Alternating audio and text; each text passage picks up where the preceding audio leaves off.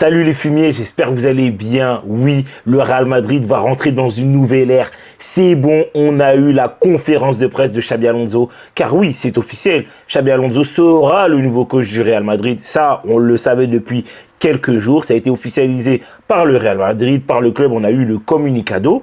Il n'y a aucun problème. Mais maintenant, oui, il y a eu la conférence de presse de Xabi Alonso. Et les gars, comment vous dire que je suis un homme convaincu? Oui, le coach m'a déjà convaincu, on sait pas mal de choses déjà, on sait comment il va jouer, on connaît un peu sa mentalité. Et les amis, que dire? Il a vraiment du charisme, ce mec-là. Vraiment, les gars, il a du charisme. Non, vraiment, les gars, je l'écoutais, je buvais ses paroles. C'était une dinguerie. Alors oui, je comprends pas l'espagnol, mais il y avait la traduction derrière. Et d'ailleurs, un grand merci au journal du Real qui, oui, Pablo Gallego a traduit le discours de Xabi Alonso et franchement, c'était exceptionnel. J'ai été convaincu par pas mal de choses et ce qui est bien, c'est que dans sa conférence de presse, tu comprends déjà un peu la mentalité du coach. Tu sais déjà là où il veut t'emmener, là où il veut t'amener en fait tout simplement. Et je pense que le Real Madrid, si les joueurs suivent très bien la direction du coach, travaille comme il faut, je pense que le Real Madrid va commencer à regagner des titres. Même si on en a gagné cette année, mais je veux dire des titres majeurs. Style la Liga, voire la Ligue des Champions, les amis. Mais juste avant de parler de ce qui a été dit par le coach, je vais déjà m'excuser parce que oui, pendant 3-4 jours, je me suis absenté. J'ai eu des petits soucis. Rien de très alarmant, mais en tout cas, je tenais à m'excuser parce que quand même, je vous ai lâché pendant quelques jours, les amis. Et on va parler tout de suite de ce qui a été dit. N'oubliez pas, les amis, comme d'habitude, avant de commencer, on n'hésite pas à s'abonner et à appuyer sur la petite cloche pour être informé de l'actu, les amis, parce qu'en ce moment, il y a beaucoup de mouvements. D'ailleurs, je vous invite à aller voir mes vidéos précédentes, car oui, il y a eu des confirmations de certains joueurs qui ont signé au Real Madrid, voire des bruits de couloir, voire des rumeurs. En tout cas, j'en ai en parlé en long et en large, donc je vous invite à aller voir les vidéos précédentes. Et n'oubliez pas le petit like et me laisser un petit commentaire si vous aussi vous avez été convaincu de la conférence de presse de Xabi Alonso et surtout si vous l'avez regardé, excusez-moi. Et on parle tout de suite du coach Xabi Alonso. Let's go les amis. Bon les amis, comment vous dire qu'il y a certains mots que j'ai retenus et qui m'ont fait plaisir. Et j'ai pris des notes. Flexibilité, pressing haut, avoir le contrôle de manière différente dans différents contextes. Parce que oui, avoir le contrôle, c'est pas forcément avoir le contrôle forcément avec le ballon. Tu peux avoir aussi le contrôle du jeu sans le ballon. Bloc haut selon le contexte, bloc bas selon le contexte aussi. Parce que oui, les gens qui prônent que le pressing haut et que comme quoi, si tu joues en bloc bas, non, c'est que tu refuses le football, c'est que tu joues mal. Faut arrêter ça tout de suite, les amis. Ensuite, j'ai retenu que oui, Xabi Alonso aura une conversation avec les joueurs individuellement et aussi collectivement. Et ça fait plaisir parce que je pense qu'il y a certains joueurs qui doivent avoir un discours, qui doivent discuter avec ce coach-là. Et ensuite, oui, un autre truc qui m'a fait kiffer, c'est que ce joueur-là ne prône pas que le jeu et le jeu et le jeu. Il a bien relevé un petit détail qui m'a fait plaisir, c'est j'ai besoin d'être proche des joueurs pour savoir ce qu'ils ressentent sur le terrain. Car oui, c'est très important. Il y a beaucoup de gens qui négligent ça et voir en fait même qui vont reprocher cela à à Carlo Ancelotti parce qu'il a été proche des joueurs. Alors en fait, je pense qu'il faut un juste milieu. Il faut être assez proche des joueurs, comme à la fois faire en sorte que l'équipe pratique un jeu cohérent à l'image de son coach.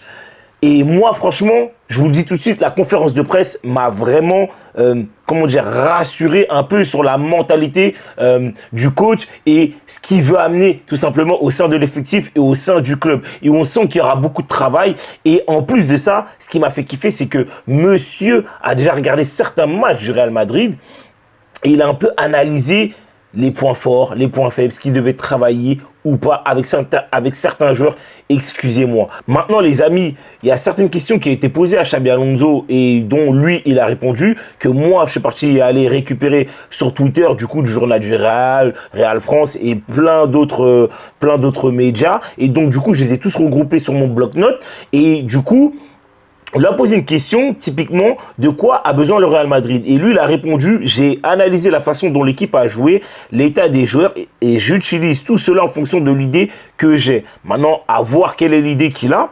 Les entraîneurs dépendent des joueurs. Je pense que les joueurs sont d'un très haut niveau. Le défi est de former une équipe, de tirer le meilleur de ces joueurs et que nous allions tous dans la même direction. Si nous sommes tous unis, nous aurons une force très puissante. Ça, c'est quelque chose qui, moi, m'a fait kiffer. Pourquoi? Parce que je trouve que cette année, à un moment donné, on a senti que l'équipe a commencé à se disloquer petit à petit. Alors, ça ne veut pas dire qu'ils n'étaient pas soudés, qu'ils n'étaient plus ensemble et qu'ils ne s'aimaient plus, excusez-moi. Mais c'est juste qu'on a senti quand même que, comment dire, il y a eu une petite cassure légère. Mais cette petite cassure-là a créé quelque chose qui fait que maintenant on a vu une équipe moins cohérente. En plus de ça, que tu aies perdu tes joueurs des joueurs en fait entre guillemets qui est en méforme, bah en fait tout ça a accumulé et en gros ça a ramené en fait un peu la saison qui est pas du tout très bonne du club. Maintenant, on lui a posé aussi la question comment va jouer cette équipe du Real Madrid là et il a dit c'est une bonne question et elle me plaît. Parce qu'aujourd'hui, le football exige d'être flexible et dynamique. C'est ce que je vous ai dit en début de vidéo, ce que j'ai retenu. Et ça fait extrêmement plaisir parce qu'en fait, on te montre tout de suite que c'est une équipe qui aura du mouvement, qui aura de la proposition, qui aura beaucoup d'engagement, que ce soit physique, technique, dans les courses. Vraiment, moi, ça m'a fait kiffer. Et derrière, il a dit, j'ai une idée de la façon dont nous voulons jouer. Mais l'image fixe du système peut changer. Je veux que l'équipe transmette de l'émotion, de l'énergie, c'est ce que je disais juste là, et qu'elle joue de manière ambitieuse et qu'elle crée un lien avec les supporters.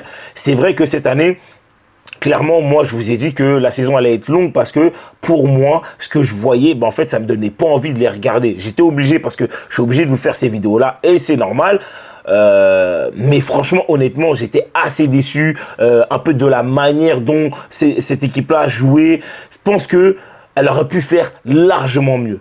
Donc ça, c'est l'une des questions-réponses dont il a répondu. Du coup, on lui a aussi posé une question sur la pression haute. Et ensuite, il a dit, ce que j'aime, c'est que nous sachions choisir les bons moments avec une idée claire de comment le faire en gardant toujours le contrôle et en sachant quoi faire. Et ça, c'est vrai que c'est important parce que cette équipe du Real Madrid, là, cette saison, on a vu qu'elle pressait, mais elle pressait pour rien, des fois, dans le vide. Et même le pressing n'était pas efficace. Et on avait l'impression que des fois, le pressing, il servait à rien du tout, en fait. Parce que Mbappé et Vinicius allaient presser, mais derrière, ça allait pas suivre.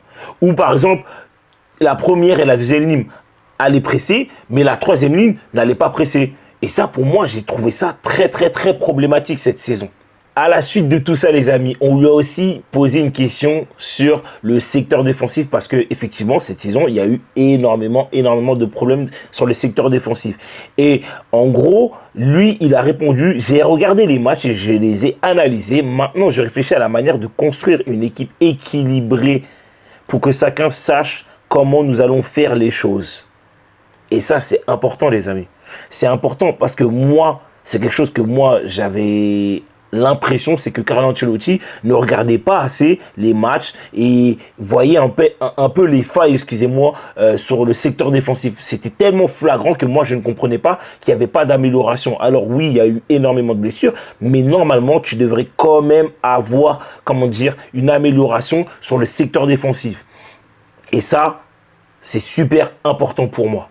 Et ensuite, les deux dernières questions que moi j'ai relevées et que j'ai trouvées sur les réseaux, du coup, on lui a posé la question sur l'entente offensive entre Vinicius et Mbappé. Et aussi, on lui a posé la question comment va jouer l'attaque du Real Madrid.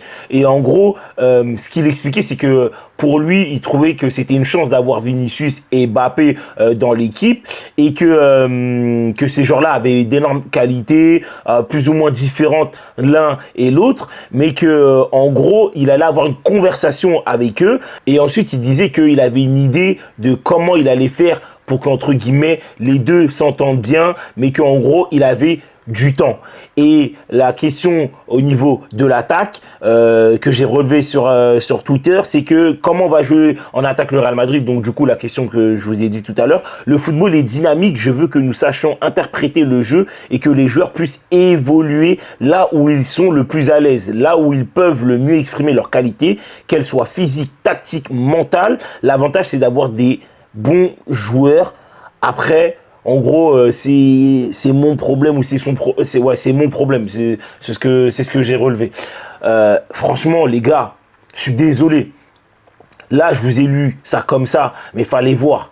On voyait qu'il était serein dans sa manière de parler. On sentait qu'il maîtrisait et qu'il savait là où il voulait déjà aller, en fait, tout simplement, avec ces joueurs-là. Et on sent qu'il va les faire bosser. On sent que l'analyse va être très poussée avec ce coach-là. Et j'espère que derrière, les joueurs vont suivre le coach-là. Parce qu'il ne faut pas que les joueurs sabotent le coach tout simplement et sabote l'équipe, parce que là vraiment je pense qu'avec ce coach là on peut faire de très grandes choses. Et c'est là où moi ça me rassure, c'est que dans le discours qu'il a eu, ben, ça n'a rien à voir avec le discours d'un Carlo Ancelotti, où Carlo Ancelotti, c'est je prône plutôt le secteur défensif et après, entre guillemets, c'est je balance devant et en gros, on verra, Inch'Allah, et on verra. On verra, c'est ça.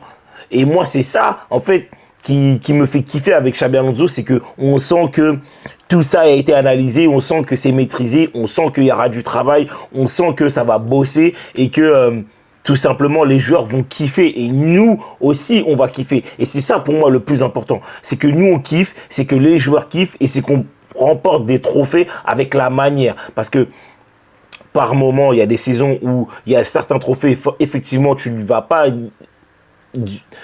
du moins la gagner de la meilleure des manières, mais en tout cas lui on sent qu'il veut vraiment la gagner des meilleures des manières et c'est ça moi qui me fait kiffer. Moi je suis désolé les amis, après tout ça Xabi Alonso m'a convaincu, je sais pas s'il vous a convaincu, mais moi en tout cas c'est ce que j'ai retenu du coach.